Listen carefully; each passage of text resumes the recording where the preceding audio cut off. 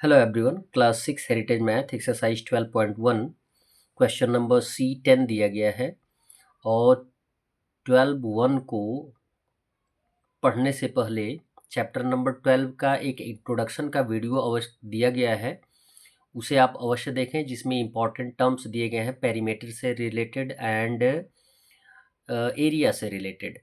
यहाँ पे question number 10 दिया गया है, the perimeter of regular pentagon is 100 centimetre. एक रेगुलर पेंटागन है जिसका पेरीमीटर क्या है, 100 सेंटीमीटर है। How long is it's each side, तो आपको बताना है कि उसकी एक साइड का वैल्यू कितना होगा। एक साइड का मीन्स प्रत्येक साइड का वैल्यू कितना होगा। रेगुलर मीन्स हमने आपसे बताया कि रेगुलर मीन्स रेगुलर पॉलीगॉन वे पॉलीगॉन्स होते हैं जो जिनकी सभी साइड्स क्या होते हैं, इक्वल होते हैं। तो पेंटागन दिया गया है, इट मीन्स 5 साइडेड है और 5 साइडेड में वो क्या है, लेंथ जो उनके दिए गए हैं वो सभी इक्वल हैं।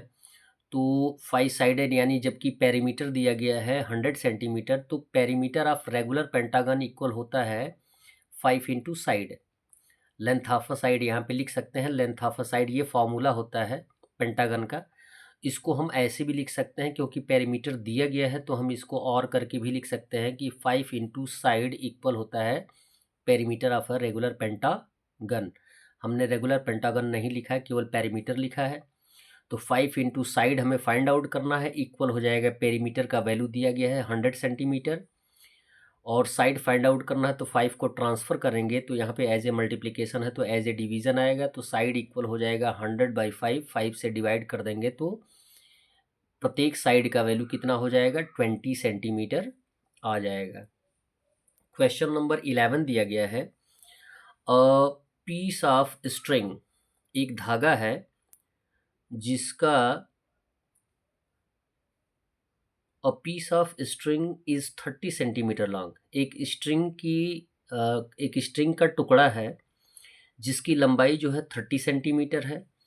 What will be the length of each side is the string is use to form.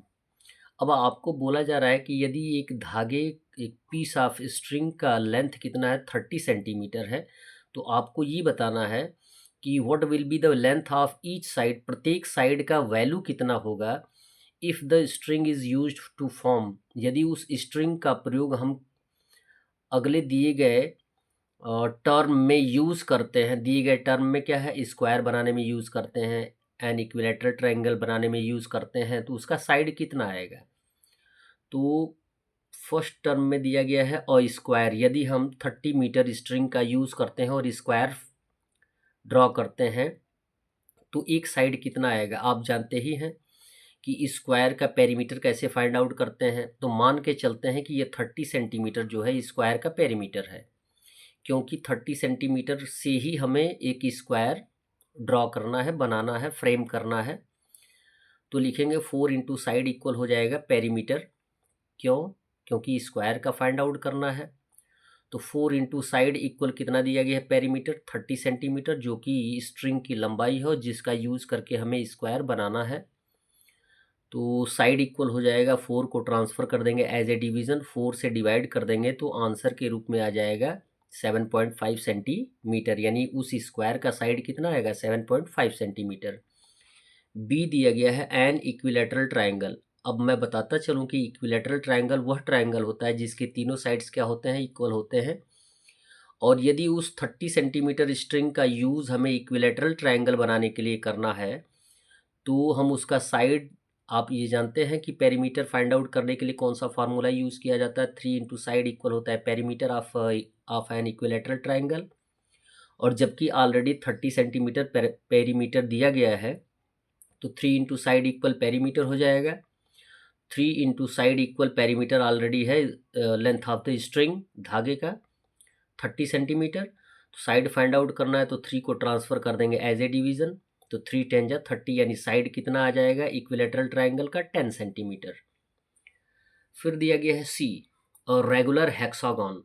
Regular hexagon, यदि हमें 30 सेंटीमीटर स्ट्रिंग का यूज़ करके रेगुलर हेक्सागॉन बनाना है, हेक्सागॉन मीन्स होता है 6 साइडेड फिगर, और किसी भी रेगुलर हेक्सागॉन का पेरीमीटर फाइंड आउट करने के लिए हम फॉर्मूला यूज़ करते हैं 6 इंटू साइड इक्वल हो जाएगा पेरीमीटर ऑफ रेगुलर हेक्सागन।